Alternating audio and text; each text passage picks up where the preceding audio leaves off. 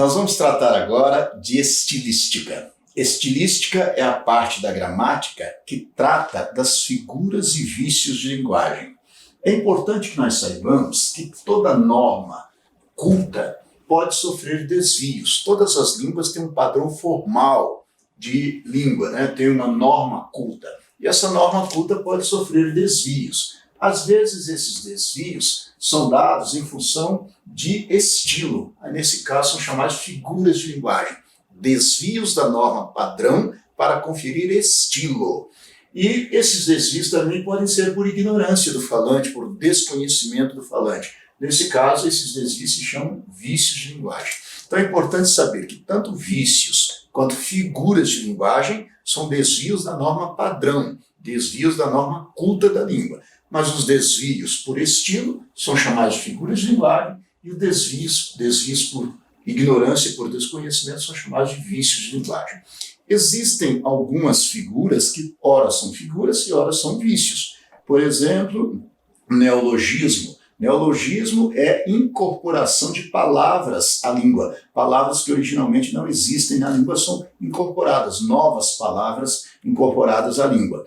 Mas às vezes essa incorporação se dá por uma necessidade ou para conferir estilo, nesse caso é figura de linguagem. E às vezes essa incorporação se dá por desconhecimento absoluto do falante. Aí nesse caso é vício de linguagem. Por exemplo, quando você ouve alguém falando, há uma canção de Caetano Veloso em que ele diz assim: para desentristecer, Leãozinho, o meu coração tão só. Desentristecer é uma palavra nova incorporada à língua por ele sem necessidade. Talvez sim, mas por estilo. Nesse caso não pode ser um vício de linguagem, uma figura de linguagem. Então quando você cria palavras, mas com o objetivo de conferir estilo, ou então de designar também algo que seja novo, nesse caso é figura de linguagem. Sambódromo. Sambódromo é uma palavra atribuída a Darcy Ribeiro. Então, quando ele usou a palavra sambódromo, não havia um lugar para se dançar o samba, não havia uma palavra que designasse esse lugar. Então foi criado o lugar e ele juntou palavras, samba, palavra africana, e drom, palavra grega, para lugar em que se dança o samba, sambódromo. Uma palavra que foi incorporada à língua por uma necessidade. Nesse caso, é uma figura de linguagem. Agora, quando a pessoa diz assim, inobstante seu modo de ser, inobstante não existe, o certo é dizer não obstante. Então, quando você usa uma palavra que não existe, mas por ignorância, por desconhecimento, nesse caso passa a ser vício de linguagem. Às vezes há uma distância muito tênue, né, entre o que é figura e o que é vício. Isso vai depender muito do contexto. Existem, basicamente, vamos falar primeiramente das figuras de linguagem e posteriormente falaremos dos vícios de linguagem. Existem 4 tipos de figuras de linguagem. São as figuras de som, as figuras de construção, as figuras de pensamento e as figuras de palavras. Vamos separar aqui em 4 grupos, né, para que nós possamos estudar melhor. As figuras de som, as figuras de construção, também chamadas de figuras de sintaxe, as figuras de pensamento e as figuras de palavras, que também são chamadas de tropos. As figuras de som são 4, basicamente: a literação, a sonância, paronomásia e onomatopeia. A literação consiste na repetição sistemática dos mesmos sons consonantais. Então, quando você repete determinadas consoantes sistematicamente, ocorre uma figura de som chamada aliteração. Então, por exemplo, aí nós temos na página 108 esse assunto, né, no nosso livro aí, vamos falar de aliteração. Consiste na repetição de mesmos sons de natureza consonantal.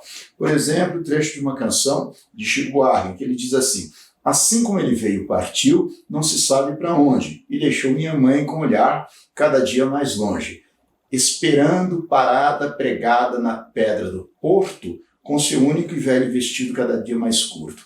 Veja que o autor deliberadamente usa palavras com os mesmos sons consonantais, a letra P, né, o som da consoante P, esperando parada pregada na pedra do porto. Então, nesse caso, ocorre aliteração, repetição dos mesmos sons de natureza consonantal. Uma figura de linguagem chamada de aliteração, que consiste na repetição de mesmos sons consonantais.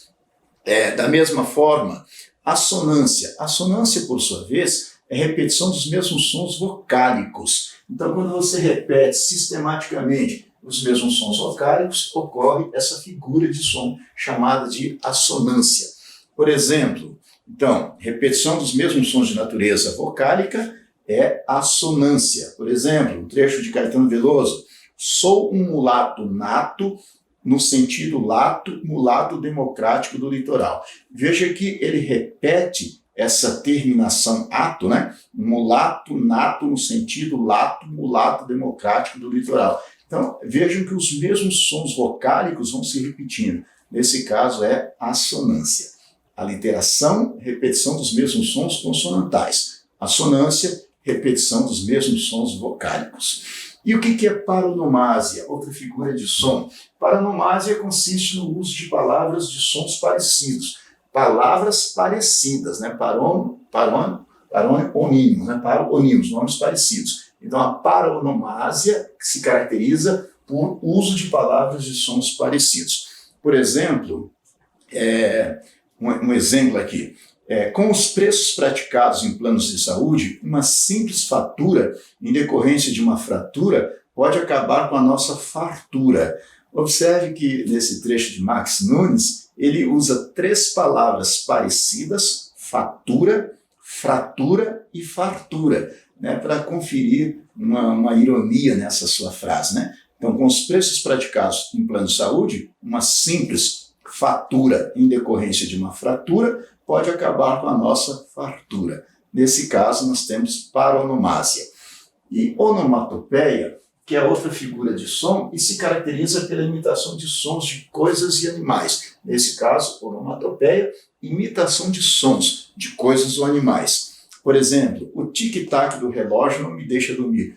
Tic-tac é exatamente o barulho que o relógio faz, né? Então, nesse caso, nós estamos usando o som de um relógio para criar uma nova palavra, nesse caso, onomatopeia. Está havendo muito zum-zum em torno de sua candidatura, muito zum-zum, o plim-plim, né, da Globo, né? Então é um sinal característico, né? É uma onomatopeia, imitação de sons de coisas ou animais. É latido, né, o grunhir, o miau, né? Então nesse caso, imitação de sons de coisas ou animais, onomatopeia. São estas as 4 figuras de som.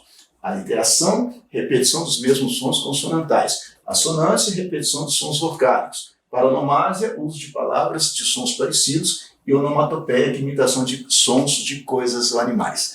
Na sequência, nós vamos falar das figuras de construção, também chamadas de figuras de sintaxe.